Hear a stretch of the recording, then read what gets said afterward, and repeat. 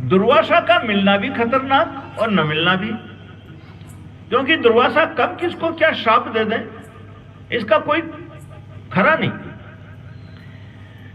दुर्वासा महाराज के गले में एक अम्लान पुष्पों की माला थी। अम्लान पुष्पों का मतलब यह कि वो फूल कभी मुरझाते नहीं थे। संत हैं, प्रसन्न होते हैं तो किसी को आशीर्वाद भी देते हैं। तो दुर्वासा महाराज ने मन में विचार किया कि इंद्र ऐरावत हाथी पर बैठा हुआ आ रहा है, मैं क्या करूंगा ये माला पहनकर। देवताओं का राजा है, इसके गले में यह माला शोभा देगी, तो इसको पहना दी जाए। उन्होंने वो माला ली और इंद्र के गले में डाल दी।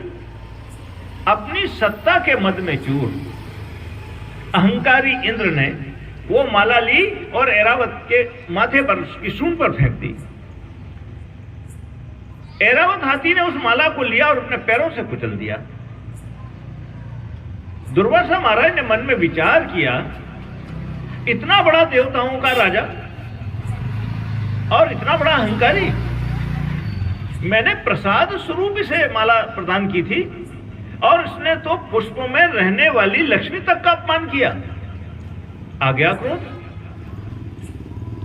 और दुर्वासा जी का क्रोध आता है तो फिर आसानी से शांत नहीं होता।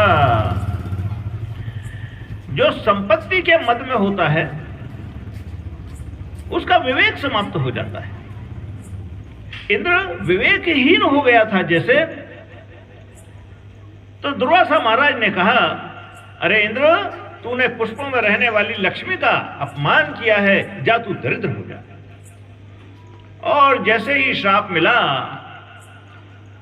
कि देवलोक की सारी संपत्ति इंद्र के हाथ से चली गई, दरिद्र हो गया, और अवसर पाकर दैत्यों ने आक्रमण कर दिया तो स्वर्ग का राज्य दैत्यों को मिल गया। अब देवता सब परेशान, क्या करें? तो भगवान का सहारा लो भैया। राज्य छिन गया, सत्ता चली गई, भगवान के पास सारे के सारे देवता पहुंचे ब्रह्मा जी को लेकर। तो भगवान ने कहा कि देखो, समय आने पर सब अनुकूल होगा, लेकिन पहले मैं तुम्हें एक उपाय बताता हूं कि तुम्हें समुद्र मंथन करना पड़ेगा, सागर मंथन करना पड़ेगा।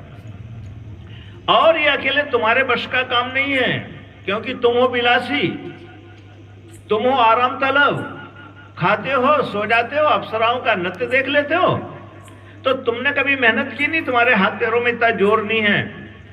तो इस महान कार्य के लिए अपने शत्रुओं को